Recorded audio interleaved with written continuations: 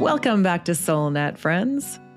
Midlife can be a challenging time, whether we identify as a man, woman, or other. It's why we have coined the phrase midlife crisis.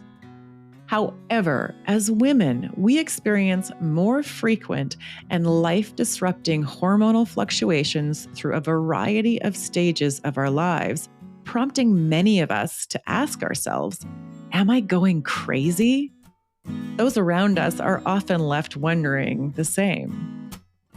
So if you find yourself in the midst of midlife transitions or supporting someone through it, today's episode is for you as we shine the light on women's health. Let's jump in.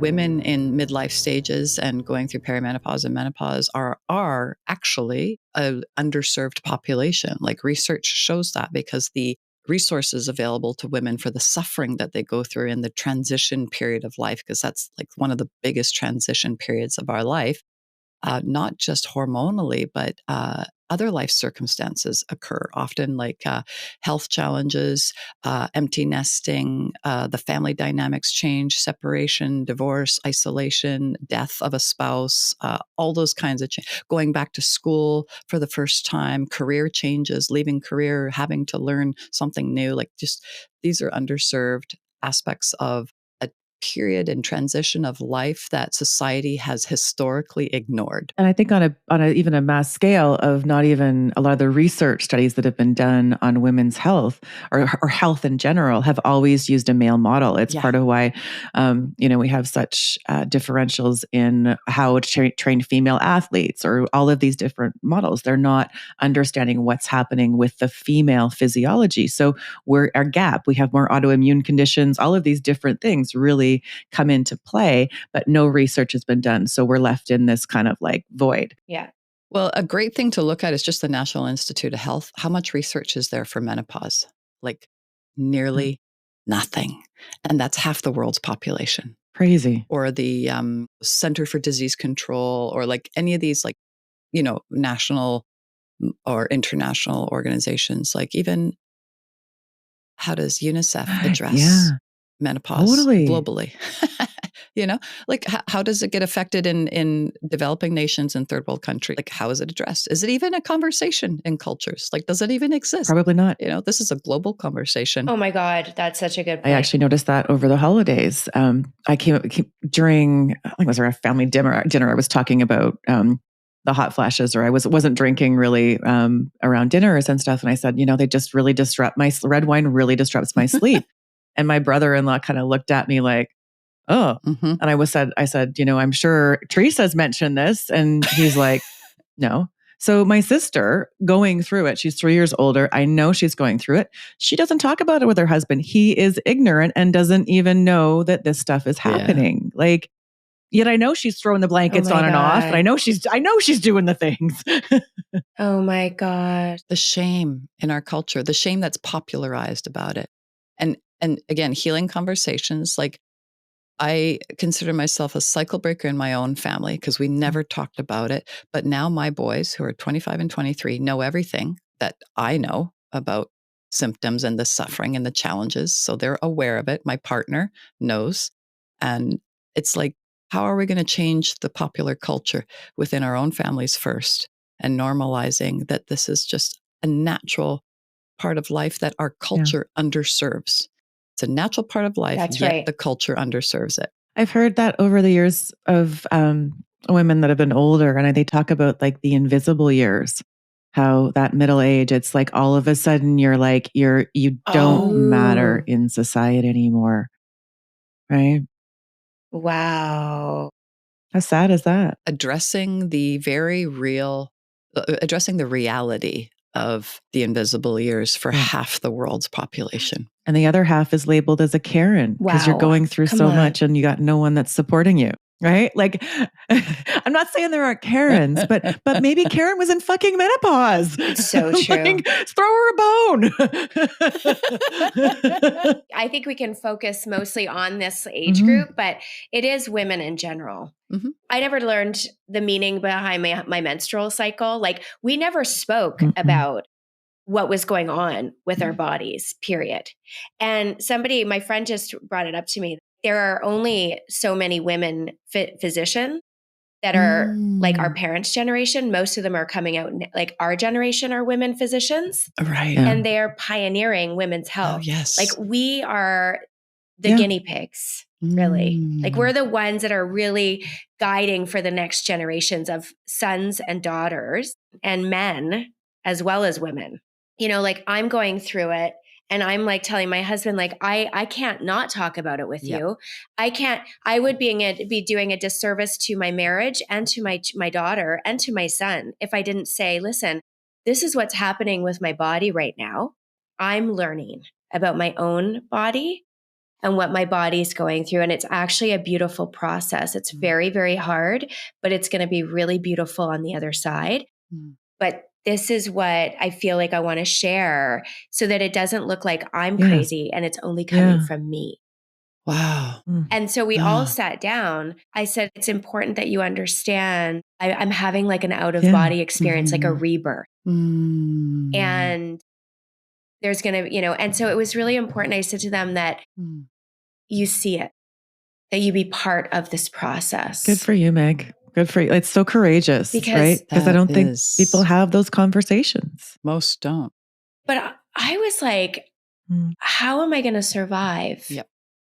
Because I don't have a mother. I don't have They don't necessarily offer much always. Well, I know, but that's because of that's our cultural, this is the generational conditioning. Silence and shame. Yeah. Oh my God. Like, it is so real. It is so real. In a way, this is like, to me, it feels like the fourth wave of feminism. You know how there's been talked about the second wave of feminism, third wave of feminism, but this feels like what you just said, Megan, pioneering for our daughters and like the next 1 and 2 generations is like what feminism was to North America and Europe in the 50s and 60s, right? It's like we're doing that now for women's health, normalizing what has been invisible, as Dayna said. There's more about childbirth than there is about menopause. There's more about pleasing your man or sexuality than there is about fixing yourself. Keeping your youth, like keeping your skin dewy, like in your 20s, like just shaming women's natural aging. And this feels like the new feminism that's really relevant and needed because our pioneers did really amazing things like fought for our ability to vote and work or to not be kept as chattel. That's right. In marriages against our control or birth control so that we don't keep popping out babies every 2 years and, stuck to a life of servitude. So it's like this now is such an important and that we're having these conversations with our partners, our sons, our daughters. It's an everyday conversation and it's like normal. And that we're not crazy. Like how many of us have said, "Oh, I'm going crazy." No, we're not crazy. We're just like going through a marathon of that's midlife. A roller coaster. It's ups and downs. It's not just like the marathon. It's got lots of hills and lots of valleys and everything to go with it, right? My therapist, who I love and have known for much of my life, she's amazing. She's like a second mother to me. Well, she's actually like more of a mother to me than my own mother, but I just pay for her motherhood. That's normal too. I'm paid for that same thing for my younger clients. Yeah. She said to me that in her 41 years of being a psychotherapist and a lot of couples, but she does a lot of like management, like organizational psychotherapy with like CEOs and stuff.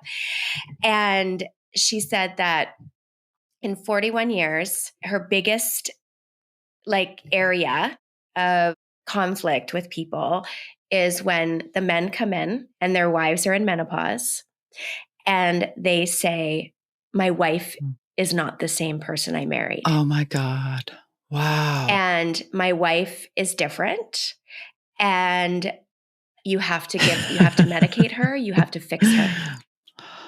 Oh my She God. works with so many men because her primary business is organizational management, CEO level. And she looks at them, every single one of them. She said, over the years, she said, your wife is going through a natural process, but she's more herself now than she's ever been.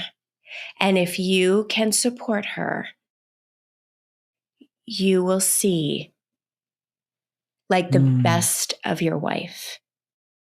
If you can just be with her through this time, she is actually confronting so much of her life, her wounding, her truths. And in that process, she is becoming the truest version of herself. And this is where these conversations that we're having really honor that invisible stage of life that's underserved. Like when women go through menopause, we enter our biggest creativity. Yeah. Because we're no longer childbearing years. So we don't have to serve anymore. Now we get like a family. We can now serve the global family with our wisdom. That's right. And that is so important for the world. Like the world benefits massively from this experience and wisdom. And so we're really addressing like a global need. And we're speaking from like a Western view here. And we have so many more opportunities than women in other parts of the world do. Can you imagine? I mean, this conversation wouldn't be happening, let alone posted on a platform and sharing this shit, because we would be like stoned or be against the law. Wow. And what I find really fascinating with that is if we look historically of like indigenous cultures or different cultures in the world, the elderly women were celebrated and acknowledged for all of this wisdom that they would pass on to the tribe. And now that's just like, it was taken with the land, right? All of these beautiful values that celebrate who we are and how we, what we offer to the world is like kind of gone. And how to live like wisely, because there's so much anxiety in our youth because parents are consumed with just what it takes to like survive and make it in modern society. There's a lot of pressures and double income families just to pay mortgages and cost of living and the inflation that we're going through right now. Like we're just on the rise of the pressures like compounding. And so our next generation needs wisdom. Like the men are just in the hamster wheel. Yeah. And they, like to your point, like they're trying to like pay the bills and do the things and get the things done. Their conditioning tells them like, that's what I have to do. Like, and single moms. Yeah, exactly. But I'm just going to say that the men are just also like, it's not that they don't want to support the women. No. It's just that they don't know how.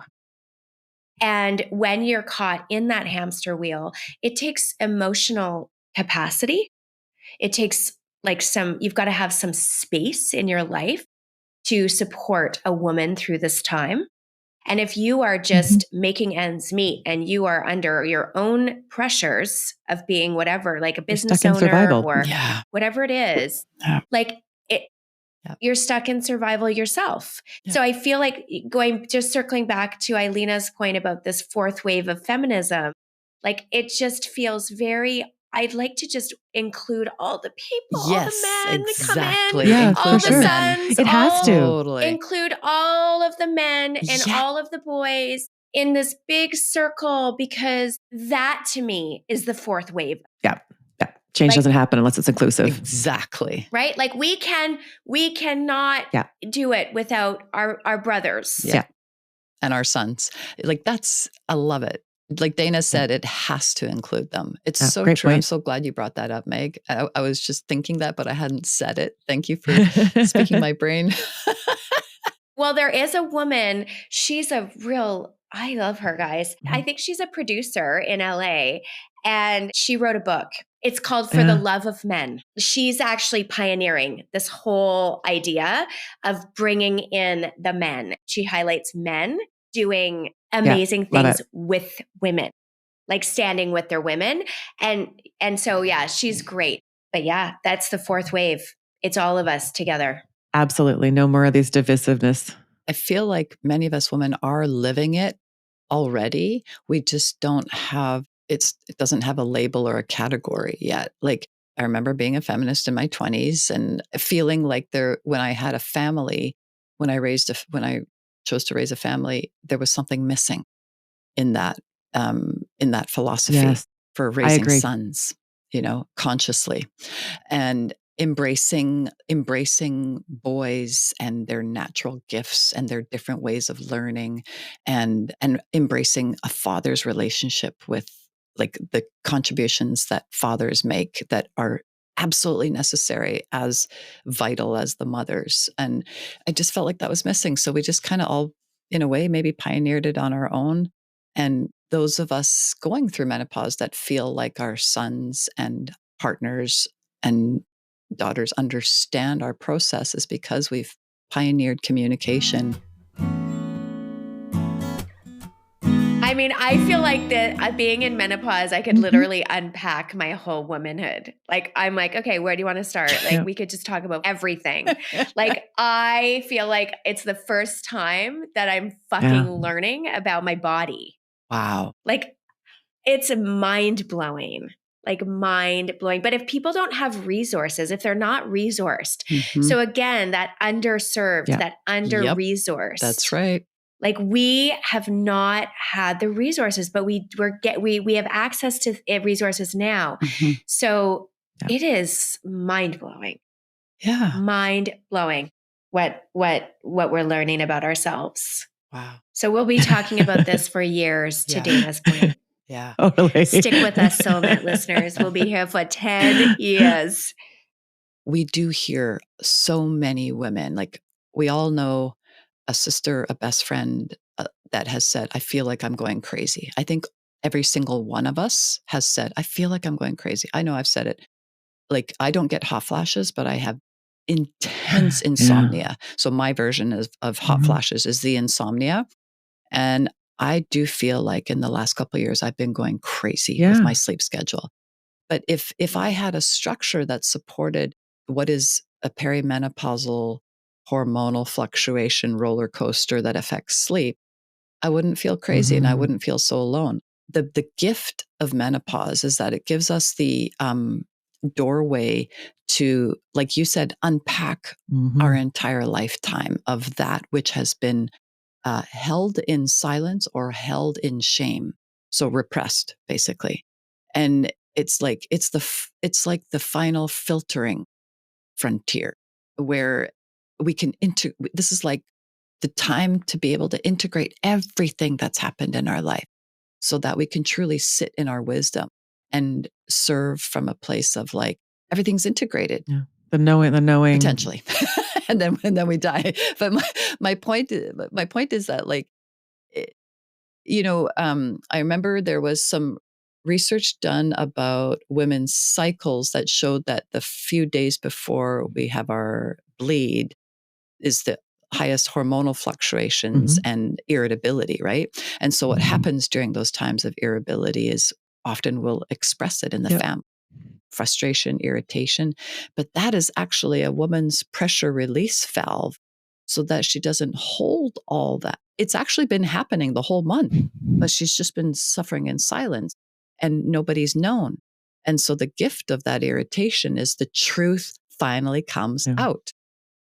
Now, society labels it as, like, bitchiness, blah, blah, blah. But what it actually is and truth. PMS. Yeah, PMS is truth expression of that which has been repressed. It's actually shadow work. Women have natural shadow work happening every month with our cycle. And it could be, like, if it was seen for what it is, which is expression of that which has been repressed, it's necessary for us to live in harmony with each other. Because if we don't express that which is repressed, we have problems. We have relationship breakdowns that happen. And so this is like a natural relationship intimacy builder to express the truth. And then perimenopause is like that on steroids and menopause. Well, that's what the research shows. Because I read about that too, Islena, with the women who run the Red School. So good. Oh my God, they're amazing. I think this period in our 50s, there's a period during menopause where you do confront all of these. Like your body is literally physiologically, you are readjusting. Like you are not producing as much estrogen, you're not producing as much progesterone, and eventually you're not going to produce any. So your body has to learn how to balance itself. It's like recalibrating. And so your body is fighting viruses like over time. It's kind of like you're in an overreactive body state. And so during that time, you don't have the capacity to deal with shit. So when you've got like irritating things going on in your life, it's kind of like that period in your monthly cycle where that release valve, you're like, oh my God, I do not have the capacity for this shit over here or this shit over here. And I think we never learned that, right? We never learned that time in our monthly cycle was actually when we were most ourselves, most true to our own. We were not betraying ourselves. Exactly. Yeah. We were actually in the place where we're like, I actually don't like that person. Meanwhile, like society is like, whoa, girlfriend, that is not appropriate. Right?